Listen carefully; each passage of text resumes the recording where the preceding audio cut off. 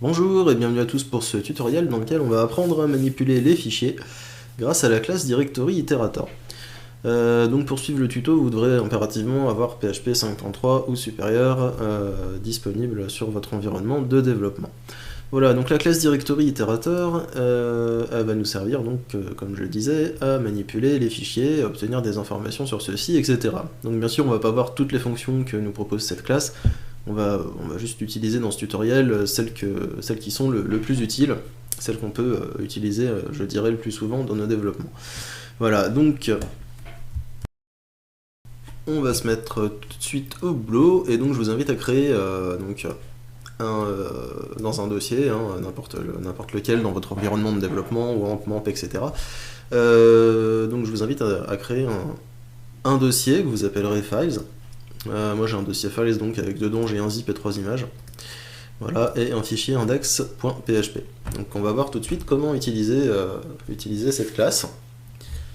Donc on ouvre les valises PHP, on les referme.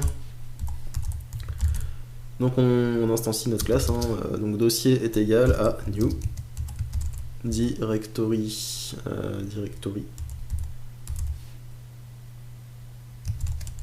iterator, new directory iterator, et en paramètre ça prend le chemin vers le dossier. Donc le dossier se trouve au même niveau que notre fichier index.php et il s'appelle files.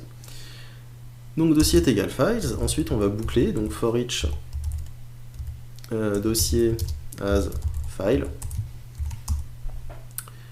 Donc ensuite on peut utiliser la fonction isFile pour détecter si ce qu'on a c'est bien un fichier et pas un dossier par exemple ou un lien, etc. Donc on va faire file if file isFile. Si c'est bien un fichier dans la boucle et pas un dossier, par exemple, on peut afficher par exemple l'extension echo file get extension.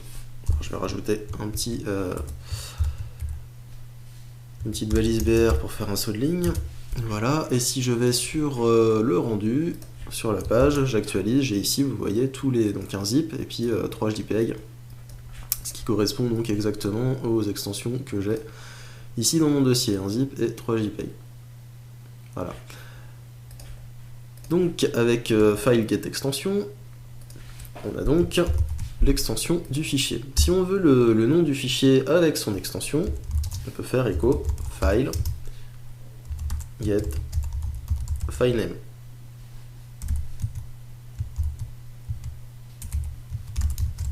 Voilà, et donc là si je réactualise, j'ai maintenant les noms des dossiers, voilà, ce qui correspond donc, les noms des fichiers, ce qui correspond donc à ce que vous voyez, coordinator machin zip, et les images, image 1 JPEG, image 2 JPEG, image 3 JPEG. Voilà, donc vous voyez qu'en très peu de lignes de code, on peut vraiment lister tous les fichiers qui sont contenus dans un dossier, c'est vraiment très pratique. Ensuite, qu'est-ce qu'on a qui peut être utile? On peut avoir le type, par exemple, voilà, ça va être tous des types file, echo file get type.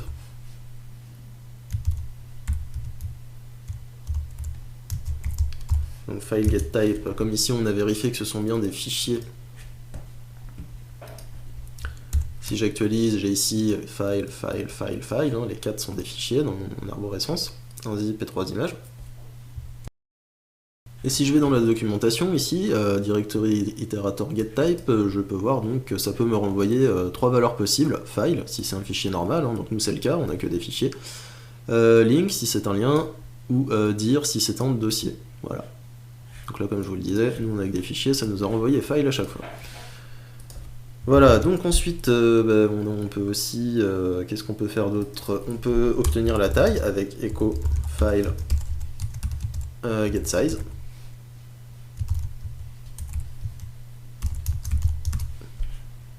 Voilà, si je réactualise, j'ai ici la taille, et donc c'est la taille en octets de chaque fichier.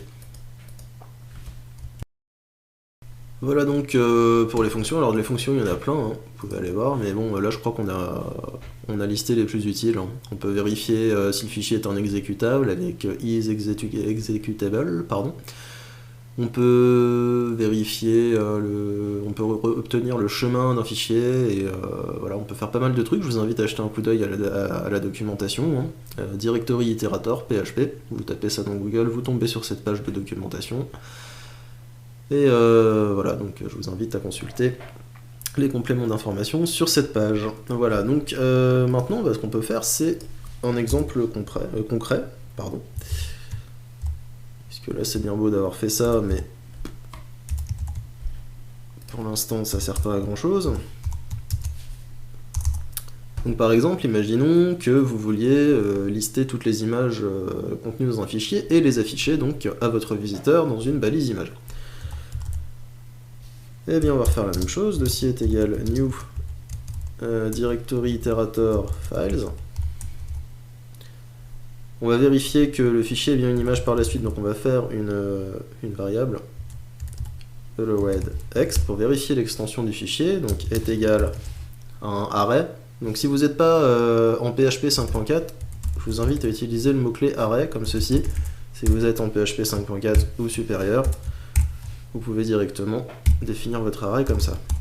Donc JPEG, JPEG, hein, les extensions, voilà, et PNG. Bon, éventuellement on pourrait faire les GIFs. Voilà, donc ensuite for each dossier as file if file is file, si on a bien affaire à un fichier, et if in array, donc in array en premier paramètre c'est ce qu'on veut, donc file get extension. Si l'extension se trouve dans le tableau des extensions autorisées, le allowedX, eh bien echo div img, donc dans une balise image, src est égal div br, et donc dans la source, voilà, donc dans la source, ce qu'on fait c'est file get passName, et passName lui il me renvoie justement le chemin vers le fichier en question, donc il va, avec le nom au bout, donc là il va me renvoyer donc tout simplement le fichier image que l'on veut afficher. Et donc si j'actualise ma page, j'ai une erreur à la ligne 30, on va aller voir.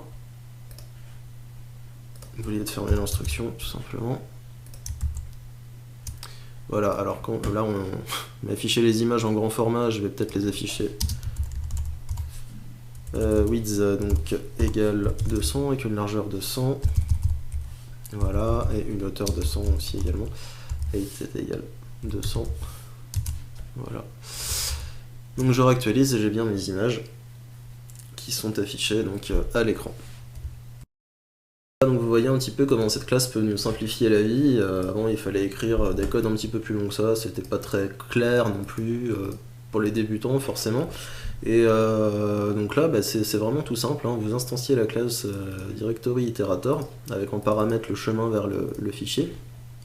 Et puis ensuite vous faites un petit peu ce que vous voulez, vous bouclez sur le fichier et vous avez des fonctions qui vous permettent de faire des vérifications sur ces fichiers et d'afficher des informations sur ces mêmes fichiers, donc ça vous permet de les manipuler un petit peu vraiment de manière sympathique, assez intuitive, et donc ça nous simplifie un peu la vie par rapport à avant. Voilà, donc ce petit tutoriel est terminé, puis je vous donne rendez-vous très bientôt dans un prochain tuto. Salut!